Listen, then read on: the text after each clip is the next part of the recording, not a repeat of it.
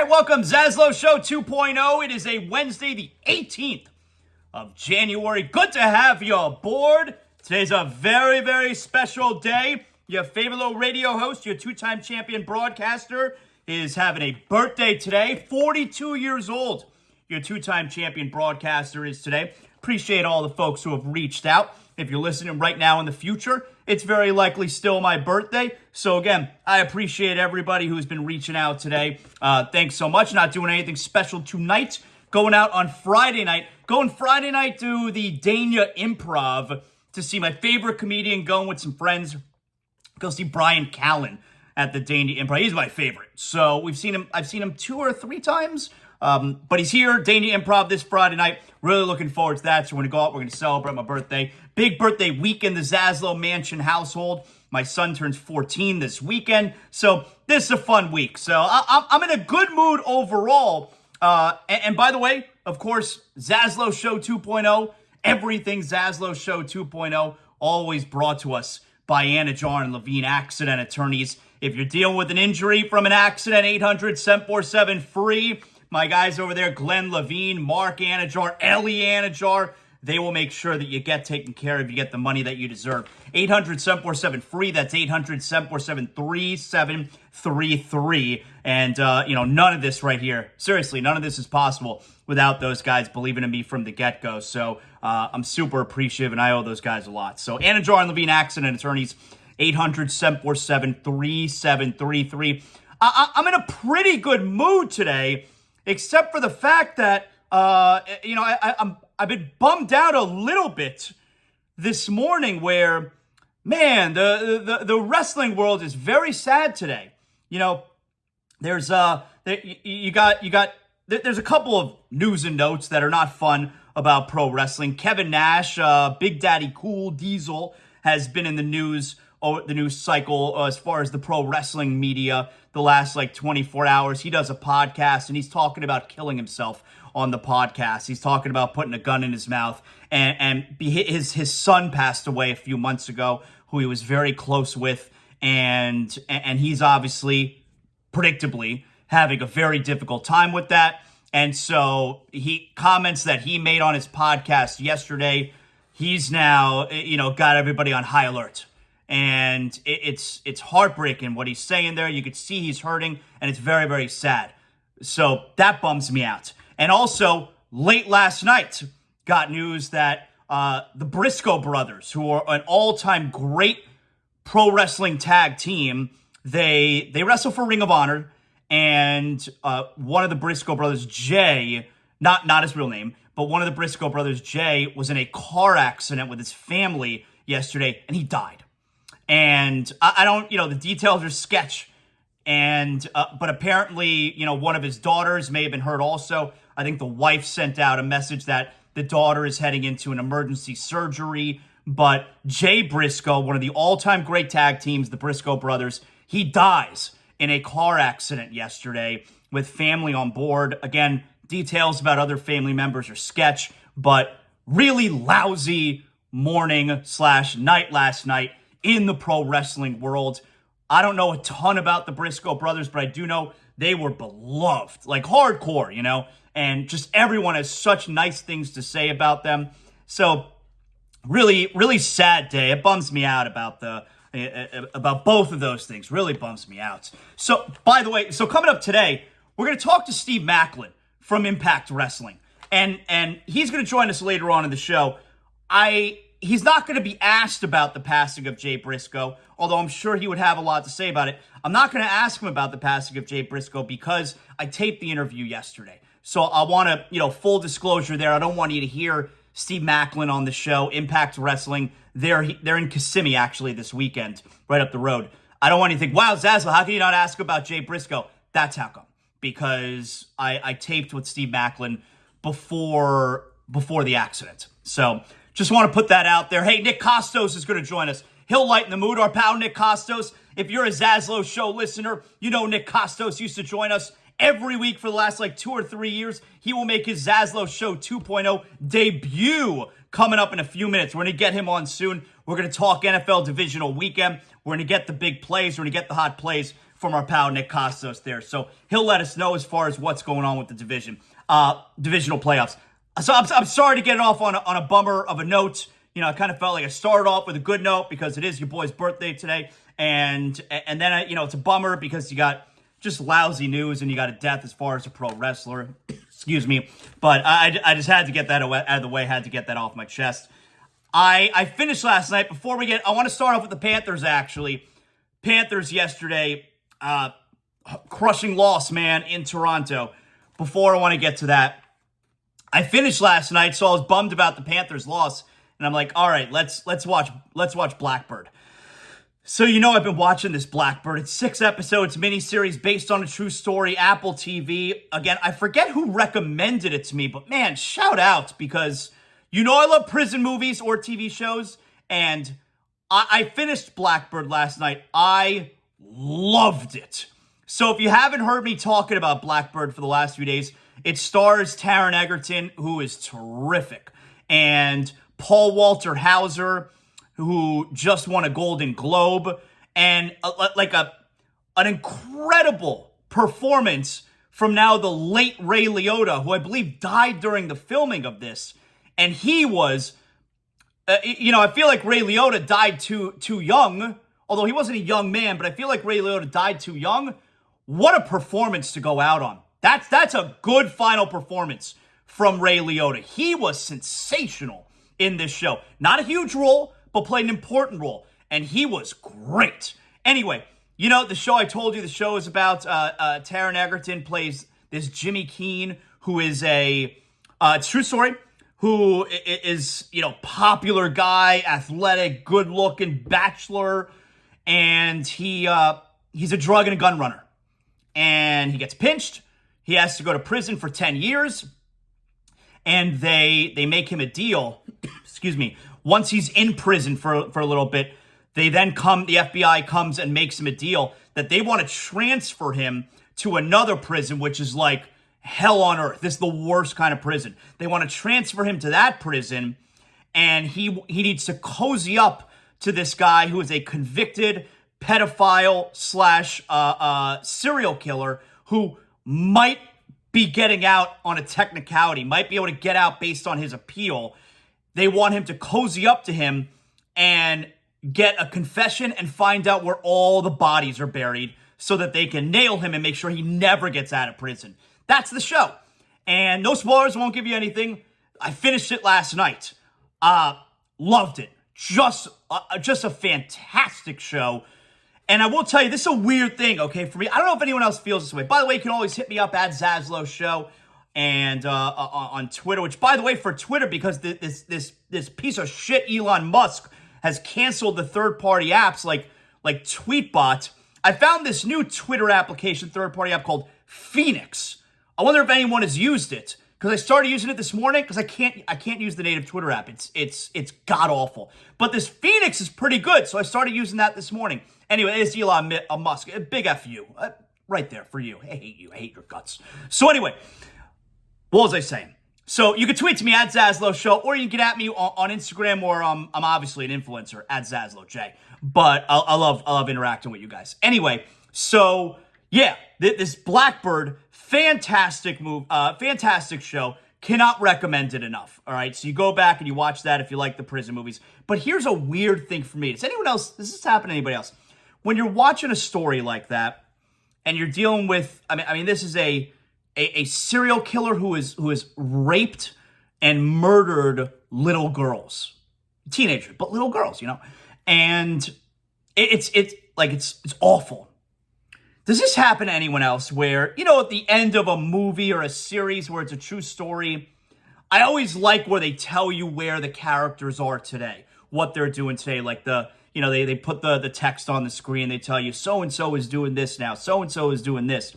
I always like when they give you the follow-up, but then at the end of this series, they show you a picture of what the real Jimmy Keene, the guy who was the drug and gun runner who ended up, going to the other prison to try and get this confession out of the serial killer. They show a picture of what the real guy looked like. Okay, cool. And then they show a picture of what of what the serial killer and murderer, that child killer, look like, who, by the way, looks exactly like Paul Walter Hauser in the show. They did such a good job of, they look so much alike, but they show the picture of the real guy. Does this happen to anybody else where they then show that and I get really creeped out?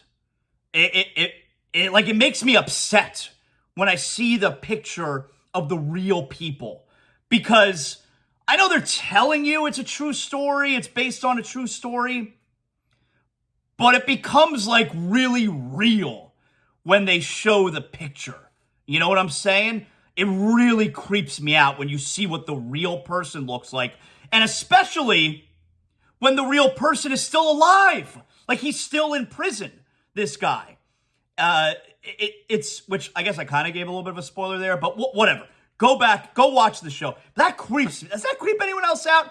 When you see the real people and like the bad people, and it's, oh my God, that's a real person. That's really him. That's what he looks like. He exists. He's still alive today. That weirds me out, man. I don't know. Maybe that's only me. So anyway, the Panthers last night. Let's get to the Panthers. So the Panthers last night, they lose 5-4 in Toronto. Another blown third period lead. The Panthers were up 4-2. Overall, I thought the Panthers played great. They were up 4-2 late in the third period. You got a power play. One of, I think, was 7 or 8 power plays on the night for the Maple Leafs. We'll get to that in a second. So many penalties. Very physical game. Panthers were up to the task. They're up 4-2. Power play again for Toronto late in the second minute. Now, Toronto's awesome, one of the best teams in the league. And they score with like 1.9 seconds left in the period. That's a killer. So 4-3 now, Panthers going into the third period. You got goals from Verhaeghe, Mahura, Lundell, shorthanded, Barkov. And the Leafs tie it like midway through, maybe like 8-9 minutes left in the game.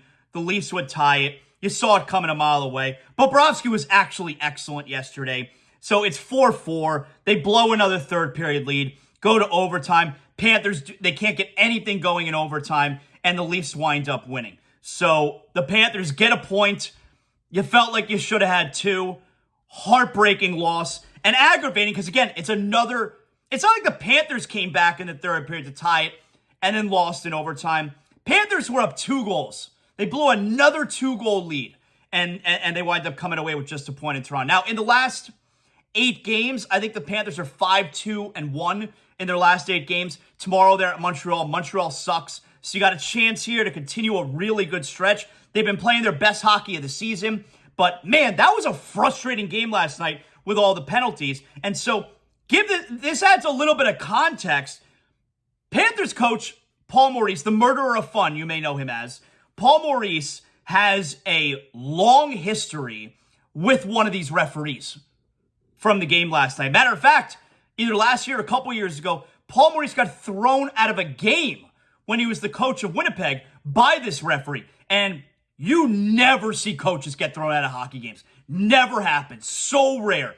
There were so many penalties last night. Super questionable calls, especially 2 on Radko Gudas. One of them on Gudas, he got an unsportsmanlike conduct penalty. He was angry that they did not call a penalty on Toronto. Gudas came in to defend his guy. Didn't do much. Then must have said something to the official. He gets unsportsmanlike conduct penalty. They scored a goal there. Then later on in the game, Gudas does nothing wrong. Totally clear back check. Gets called for charging. I haven't seen a charging call all year. Gets called for charging, and they score on that one as well. So power play goals galore for Toronto. 2 of them there on Gudas, with Gudas in the box. Both super questionable calls. And by the way, Gudas played a fantastic game last night. I love the Butcher. Gudas played a great game last night. Anton Lundell played a great game last night. Sam Bennett played a great game last night. Sergei Bobrovsky, despite giving up 5 goals, played a great game last night. And the officials, and look, good for goal. You know, Moeller's a little bit more diplomatic. And that broadcast, you know I love that broadcast, all right? Moeller's a little bit more diplomatic, which you almost find to be surprising as a former player. But Moeller's, you know, he's not that he's not, he's very fair, but he's more diplomatic. Goldie has no problem calling out the referees. Goldie really, he really wears his heart on his sleeve. And Goldie, Goldie was apoplectic several times in the game last night. The officiating was brutal. But then we learn after the game, Paul Maurice, the murderer of fun, he has a history with one of these officials. You know what? Proud of our guys here tonight. Like, they flew us out to the West Coast, flew us back, flew us home, flew us up here and back us, and then they threw those two guys at us. I thought we hung in there pretty good. I am proud of our group. Some tough calls against your team. Some tough calls, some challenging calls against your team. Yeah. Just what stood out to you in regards to some of those penalties? Well, there'll always be penalties that you take in your game you earn. There's a whole bunch you're not going to like at all. I thought we had the inordinate share of those. Hard to describe the call. Usually, at least they have enough there to argue. Come over and say, yeah, the stick got up, or the Radko Gudas hits as clean a hit as you can level, stick on stick, body on body. Not a charge. They're both going in the same direction. No problem with the guy going to the net at all. That's hockey. But I don't know what the hell those guys were doing tonight, but it wasn't Florida Panther friendly. As a coach, what's your message in a game like that? So many penalties in the first two periods, and then the whistles seem to go away. No. What's your advice to your players? No, I just explained to them. It had nothing to do with my players. It had to do with me and a relationship that I have with one of the referees. That's what that was all about. So just go out, keep your mouth shut, and play the game. All right, so a couple things there. I like what the murderer of fun there, Paul Maurice, is doing, where, he's totally sticking up for his guys. You like that. That plays well in the dressing room. He's sticking up for his guys there. He's going to get fined. He is saying that the officials have a problem with him, and that's why they were getting those calls. So he's absolutely going to get fined, but you like that. He knows that. He's doing it on purpose. I didn't like the beginning. It sounded like it was Katie Engelson from Bally Sports who was asking him about the game, and he's talking about just, it's been difficult recently with the scheduling and, players being out. I don't want to hear excuses. Like, I hate the excuses. And I will tell you, it sounded like he was trying to say it in the context of that he's proud of his guys because we've had a really tough travel schedule. We've been out west, we're in Vegas, then we're back home for one, then we're back up north, we're doing these Canadian games.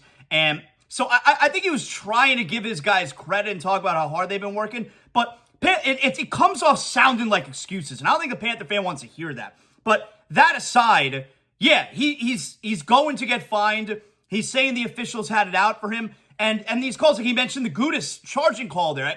There was a hooking call on Lomberg, and Mulder was he's like, that's a textbook play. Like, there's nothing wrong there with what Lomberg is doing. The officiating was very rough, and then you had nothing in the third period. Like, if you're going to call the game that way, you got to call the game that way. We don't call it that way for 40 minutes, then we got nothing in the final 20 minutes. And I think the power plays were 7-3. The officials either had no control of the game, or they did have it out for Paul Maurice. I don't know the answer to it. But at least you got some context there. Paul Maurice thinks they had it out for him. And that's what was going on there, which is frustrating. Because the Panthers, and Goldie mentioned this throughout the game, the Panthers are in a stretch here where, and this is also why the NHL regular season is so good. It's so much better than the NBA regular season. The NBA regular season, the NBA player, loves two things more than anything else. They love to complain and they love to not play. They never play, these guys. And the games don't feel like they mean anything. But in hockey, and especially a team like the Panthers, who are now, they're 3 points back. They got a point last night. They're 3 points back of the final playoff spot. Every game feels big. So a game, and we're only in the middle of the season. The Panthers have another 36 games left. They all have meaning. They all feel big. And especially a game last night against a team like Toronto was awesome, and the Panthers are getting screwed by the officials. Yeah, it sucks. So the Panthers right now, 47 points. They get 1 point. They are 3 back of the second wildcard spot, which is currently a tie between the Penguins and Islanders. But here's the bad news, because 3 points is not a lot. But here's the bad news. The Islanders have a game in hand, so they're potentially 5 points back of the Islanders if they win that game. The Penguins, though, have 3 games in hand. Panthers are 3 points back of the Penguins, and the Penguins have 3 games in hand. So potentially the Panthers could be 9 points back of the Penguins if they were to win those 3 games. So the 3 points is a little bit deceiving, especially in regards to the Penguins. The Islanders is only a 1-game difference, but the Penguins a 3-game difference. That's a big difference. Just gotta keep playing like this. They're playing their best hockey right now. Lundell on that top line with Sam Reinhart and Sasha Barkov. Lundell looks fantastic. That second line, Kachuk, Verhaeghe, Bennett. Those top two lines, man, gotta, they're the ones who got to carry this team right now. And Barkov, good job last night. Put the Panthers up 4-2. But obviously they could not hang on. And the officials had quite a little bit to do with it yesterday. So really frustrating game for the Panthers. They're back at it tomorrow night at Montreal.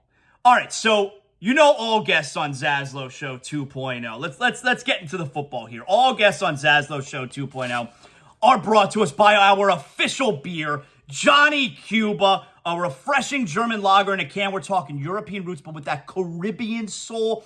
Pick up yourself a six-pack of Johnny. Look, it's two-time championship broadcaster's birthday tonight. Why don't you pick up yourself a six-pack of Johnny and let's have a good time tonight. Let's relax. Come on now. You can pick up a six-pack of Johnny. Remember, always drink responsibly. Pick up a six-pack at your local Sedano's, Presidente, Winn-Dixie, Fresco y Mas. And don't forget Johnny Cuba's mantra, stay tranquilo.